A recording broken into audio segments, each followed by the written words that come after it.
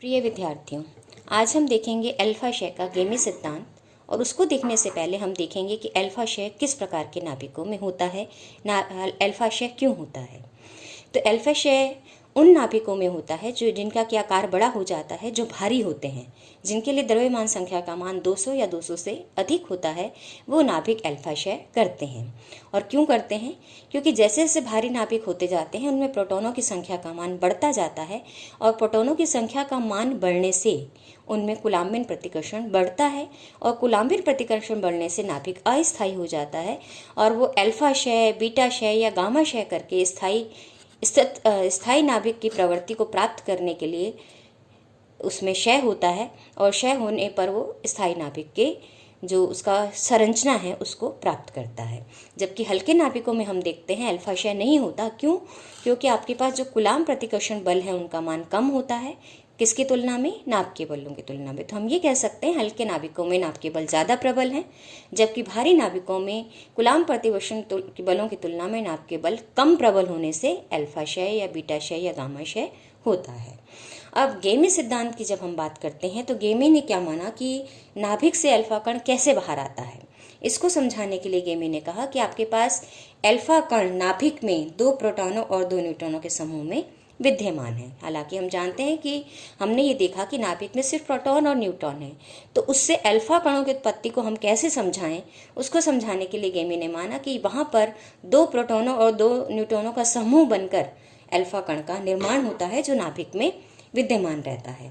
अब ये जो आपके पास ये जो समूह बना है अल्फा कण का, वो विभव रोधिका के अंदर, नाभिक में जो विभव रोधिका है उसके अंदर गतिशील रहता है, और इस पर प्रबल नाभ के बल लगते हैं। और इस प्रकार से आंतरिक भाग जो है इसका, ये हम ये कह सकते हैं कि ये नाभिक का आंतरिक भाग है, और ये बाह्य भाग है, ये एक विभव रोधिका से पृथक है। यानी नाभिक यहाँ स्थित है, और अगर उसको नाभिक से बाहर आना है तो इस रोधिका को उसको पार करना पड़ेगा।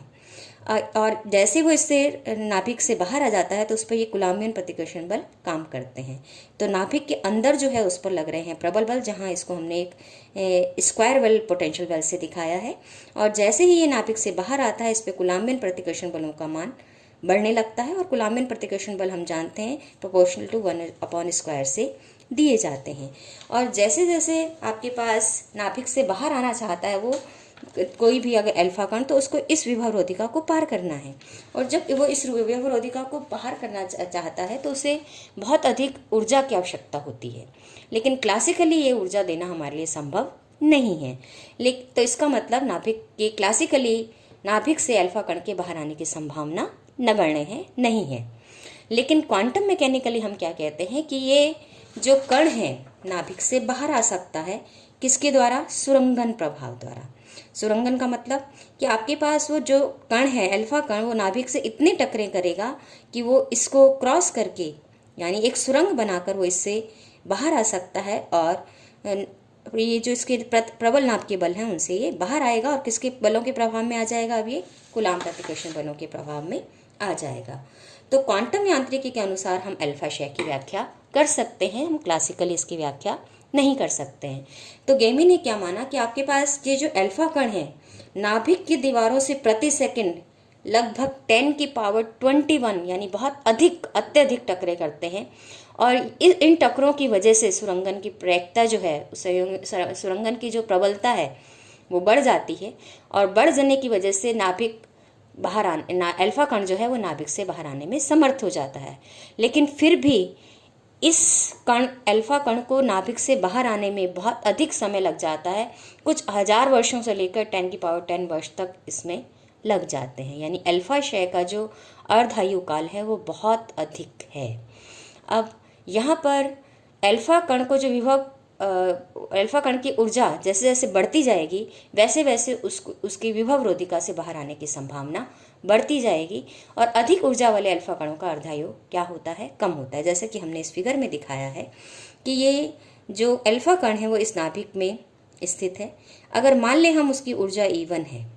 तो उसको सुरंगन के लिए केवल इतनी सी जो सुरंगन प्रभाव से उसको कूलाम्बिन नाभिक से बाहर आने के लिए उसको सुरंग बनानी है, उसका अगर हम रेडियस देखें R1 का मान बहुत कम है। लेकिन अल्फा कण की अगर ऊर्जा कम है तो उसको इस विभव रोधिका से बाहर आने पर जो सुरंगन प्रभाव करके बाहर आना है उसके लिए जो उसको दूरी तय करनी है वो R2 के बराबर है। ये दूरी ज़्यादा है, यानी ऊर्जा कम है तो सुरंगन के लिए जो उसको दूरी तय करनी है वो ज़्यादा है, जबकि ऊर्जा कम है तो सुरंगन के लिए जो ऊर्जा कम है तो उसको दूरी ज़्यादा तय करनी है, और ऊर्जा ज़्यादा है तो उसको दूरी कम तय करनी है। यानी जब E1 ग्रेटर देन E2 है तो R1 का मान R2 से कम है। तो ऊर्जा अधिक होने पर उसको जो विभव रोधिका में उसको जो दूरी तय करनी है वो कम है, यानी सुरंग जो बनानी है वो कम लंबाई की बनानी है अधिक ऊर्जा होने पर, इसलिए उसके ट्रांसमिशन की संभावना अधिक हो जाएगी। लेकिन अल्फा कण की अगर ऊर्जा कम है तो उसको सुरंग जो बनानी है वो लंबी बनानी है। हम ये देख सकते हैं कि ज़्यादा लंबाई की सुरंग बनानी है, इसलिए उसकी जो ट्रांसमिशन की जो प्रोबेबिलिटी है, नाभिक से बाहर आकर ट्रांसमिशन होके फ्री होने की जो संभावना है वो उसकी कम हो जाएगी ऊर्जा कम होने पर। तो यहाँ पर अधिक ऊर्जा होने पर हम ये पाते हैं कि ट्रांसमिशन प्रोबेबिलिटी अधिक है, यानी क्षय की संभावना अधिक है, और क्षय की संभावना अधिक है इसका मतलब उसका अर्धायु काल क्या हो जाएगा, कम हो जाएगा। लेकिन अगर अल्फा कण की ऊर्जा कम है तो उसकी सुरंगन की जो लंबाई है वो बढ़ जाएगी, तो ट्रांसमिशन प्रोबेबिलिटी का मान कम हो जाएगा, और कम हो जाएगा तो अर्धायु काल का मान बढ़ जाएगा। तो ये है आपके पास किस तरह से हम क्षय की व्याख्या करते हैं। अब हम इसका मैथमेटिकल हम इसका एक्सप्रेशन निकालना चाहते हैं तो हम किसका सहारा लेते हैं, एक क्वांटम मैकेनिकल एक्सप्रेशन का सहारा लेते हैं, जिसमें हम ये कहते हैं कि क्वांटम मैकेनिक्स के अनुसार किसी भी विभव रोधिका को, हमारे पास अगर ये विभव रोधिका है और बाईं ओर से मेरे पास कोई कण आ रहा है और वो इसको पार करके बाहर आना चाहता है, तो उसके जो ट्रांसमिशन की संभावना है इस विभव रोधिका को क्रॉस करके यहाँ बाहर निकलने की, यानी ये हम कह रहे हैं एरिया फर्स्ट है, ये विभव कूप सेकंड है, ये एरिया थर्ड है, तो रीजन फर्स्ट से रीजन थर्ड में यानी ट्रांसमिशन की जो संभावना है, पारगमित होने की जो संभावना है इस बैरियर को क्रॉस करके, वो दी जाती है T = 16e v0 माइनस ई अपॉन v0 स्क्वायर e की पावर -2 बीटा ई द्वारा, जहाँ पर कि बीटा का मान क्या है, √2m अल्फा v0 माइनस ई अपॉन h स्क्वायर का अंडर रूट। अब यहाँ पे सबसे महत्वपूर्ण पद है e की पावर -2 बीटा ए, क्योंकि आपके पास ट्रांसमिशन की जो प्रोबेबिलिटी है वो प्रोपोर्शनल किसके है, e की power -2 beta E A, beta A के बराबर समानुपाती है, जहाँ ए क्या है, width of the potential well है, यानी हम ये कह सकते हैं कि ये जो विड्थ है ये ए के बराबर है, और बीटा का मान किस पर निर्भर है, कण की ऊर्जा पर निर्भर है। तो अब यहाँ पर हम ऑर्डर ऑफ मैग्नीट्यूड से निकालना चाहते हैं कि ट्रांसमिशन की संभावना क्या होगी, अतः हम क्या लेंगे, T = ये कॉन्स्टेंट टर्म्स को छोड़ के हम क्या लेंगे, केवल T का मान e की पावर -2 बीटा ए ही लेंगे। अब यहाँ ये ग्राफ हम देख रहे हैं तो इसमें भी यही किया गया, ये एक पोटेंशियल बैरियर है जिसमें ये कण आ रहा है अल्फा कण, और ये इसको क्रॉस करके इससे बाहर आना चाहता है। तो हम ये मान लेते हैं लगभग R = RC पर ये जो कण है लगभग एक कूलाम्बिन प्रतिकर्षण ऊर्जा के बल प्रभाव में आ गया है, नाभ के बल से बाहर आ गया है। तो यहाँ पर जो इस पर पोटेंशियल होगा V0 का मान हो जाएगा, क्योंकि हम पोटेंशियल जो लिखते हैं वो K Q1 Q2 upon R लिखते हैं, इसलिए यहाँ पे K का मान हमने रख दिया है 1/4πε0 के बराबर। Q का मान चूँकि अल्फा कण है इसलिए 2e हो जाएगा, और Q1 जो है मेरे Q1 का मान 2e चूँकि अल्फा कण है, और Q2 का जो मान है वो चूँकि नाभिक है, और उस नाभिक में अल्फा क्षय होने की वजह से अब उसका परमाणु क्रमांक Z हो गया है Z-2, क्योंकि ये परमाणु क्रमांक में 2 से कमी आ जाती है, इसलिए Q2 का मान हो गया Z-2 के Z-2 के बराबर, जिसको मैंने कह दिया है ये Z के बराबर है। तो मेरे पास जो पोटेंशियल एनर्जी आ जाती है कूलाम्बिन प्रतिकर्षण एनर्जी, उसका मान हो जाता है 2Ze² अपॉन 4πε0 R के बराबर। अब यहाँ से अब हम देखते हैं कि अब इसकी गणना हम कैसे करें। तो यहाँ पर मैंने जो मेरे पास बीटा था उस बीटा में मैंने आपके पास 2m alpha upon h cross square v0 minus E था, ये v0 का मान मैंने, चूँकि कूलाम्बिन प्रतिकर्षण मुझे मालूम है तो स्थिति ऊर्जा जो है वो कूलाम्बिन प्रतिकर्षण से दी जाएगी, तो मैंने यहाँ पर v0 का मान रख दिया है। और R = RC पर कण की ऊर्जा जो पोटेंशियल एनर्जी है वो कण की ऊर्जा के बराबर हो जाती है, इसलिए E का मान हो जाएगा 2Ze² अपॉन 4πε0 RC। अब हमने क्या किया यहाँ पर कि आपके पास जो ये 2Ze² अपॉन 4πε0 R है,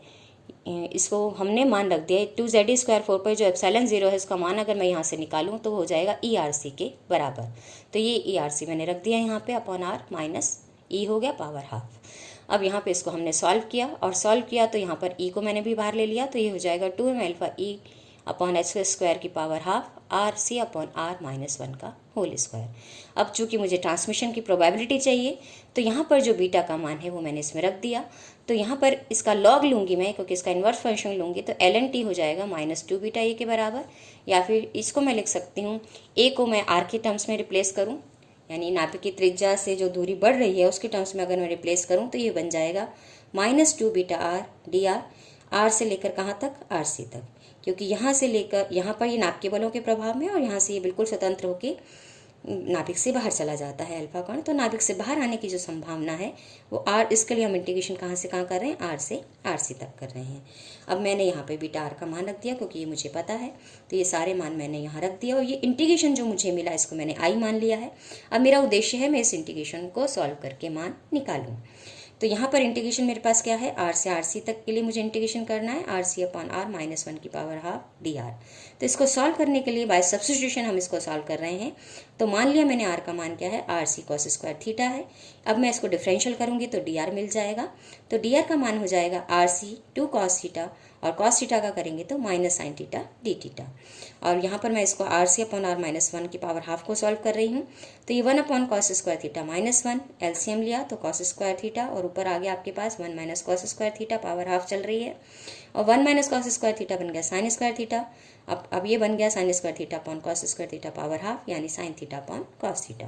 तो अब आई को मैं सॉल्व कर रही हूँ, ये पूरा मान मैंने इस इंटीग्रेशन में रख दिया है। तो R C minus 1, R C upon R minus 1 की पावर हाफ का मान मेरे पास है sine theta upon cos theta, ये मैंने यहाँ रख दिया है। और अब मुझे मान रखना है डी आर का, और डी आर का मान है मेरे पास -2 R C cos theta sine theta D theta. तो ये मैंने यहाँ पर -2 R C cos theta sine theta D theta मैंने रख दिया है। कॉस थीटा से कॉस थीटा कट जाएगा, तो ये बच जाएगा मेरे पास -2 आर सी, मैंने कॉन्स्टेंट से बाहर ले लिया है, तो ये बन जाएगा sign square theta D theta. अब ये -2 आर से आर सी तक, ये साइन स्क्वायर थीटा को मैं लिख सकती हूँ 1 माइनस कॉस थीटा अपॉन 2। अब मैं इसको इंटीग्रेशन करती हूँ तो दो पार्ट्स हो जाएंगे, एक तो बनेगा हाफ डी थीटा और दूसरा बनेगा -2 cos theta upon 2 D theta. तो अब जब हम इसको इंटीग्रेट करते हैं तो फर्स्ट टर्म जो मुझे डी थीटा अपॉन 2 से इंटीग्रेशन होकर मुझे मिलती है, उसका मान मुझे क्या मिल जाता है, थीटा अपॉन 2। और दूसरा मुझे मिलेगा कॉस 2 थीटा मुझे देगा साइन 2 थीटा अपॉन 2, तो ये अपॉन 4 बन गया। इंटीग्रेशन में भी हमने थीटा के टर्म्स में नहीं रखा है, हम आर और आर सी में ही कर रहे हैं। अब यहाँ पर आपके पास इसको मैंने सॉल्व किया, माइनस टर्म को अंदर ले लिया और अपॉन 2 टर्म वाली मैंने काट दी है, तो ये माइनस वाली प्लस हो गई, तो साइन 2 थीटा अपॉन 2, और चूंकि मैंने 2 भी ले लिया था बाहर तो ये कट गया है, तो ये बन जाएगा माइनस का थीटा आर से आर सी तक। तो ये अब साइन 2 थीटा का मान रखता है तो 2 साइन थीटा कॉस थीटा होता है, तो 2 से 2 कट जाएगा, तो ये बच जाएगा R C sine theta cos theta minus theta R से आर सी तक। अब R is equal to R पर आपके पास जो थीटा का मान तब आता है जब R is equal to R है, तो यहाँ पर R is equal to R जब मैं रखती हूँ तो कॉस थीटा का मान मुझे मिल जाता है आर अपॉन आर सी की पावर हाफ, या फिर थीटा का मान मुझे मिल जाएगा cos inverse R upon R C की पावर हाफ। अब चूंकि मुझे कॉस थीटा पता है तो मैं एक ट्राइंगल जो बनाऊं उससे मैं साइन थीटा का मान निकाल सकती हूँ, कि कॉस थीटा मैं जानती हूँ आधार बटे कर्ण होता है, तो ये आर की पावर हाफ मेरे पास बेस हो गया और आर सी की पावर हाफ हो गया मेरे पास कर्ण, तो इसलिए मैं आधार का मान निकाल सकती हूँ, और आधार आपको पता है कर्ण का स्क्वायर माइनस आधार का स्क्वायर पावर हाफ हो जाएगी, कि तो कर्ण का स्क्वायर है आर सी माइनस आर और इसकी होल की पावर हाफ, तो ये लंब आ गया, तो लंब बटे कर्ण से मैंने साइन थीटा का मान निकाल लिया, इसको सॉल्व किया तो ये बन गया 1 minus R upon R C की पावर हाफ। अब यहाँ से हम चलते हैं और देखते हैं कि r is equal to R C पर क्या होता है। r is equal to R C जब मैं रखती हूँ जैसे ही, तो R C is equal to R C cos square theta, यानी कॉस स्क्वायर थीटा का मान 1, यानी थीटा का मान क्या हो जाएगा, 0 हो जाएगा। और अगर मैं साइन थीटा के टर्म्स में अब मैं निकालना चाहूँ तो r is equal to R C पर 1 माइनस 1 0, यानी साइन 0 इज 0 होता है, तो ये 1 होने की वजह से थीटा 0 या 0 होने की वजह से थीटा 0। तो आपके पास जो r is equal to R C रखते ही टर्म तो पूरी 0 देगा, लेकिन सेकंड टर्म में मेरे पास मान आएगा, और सेकंड टर्म चूंकि हायर माइनस लोअर करते हैं तो ये टर्म माइनस में आएगी, तो माइनस आर सी। अब मैंने साइन थीटा का मान रखा है तो 1 minus R upon R C की पावर हाफ है,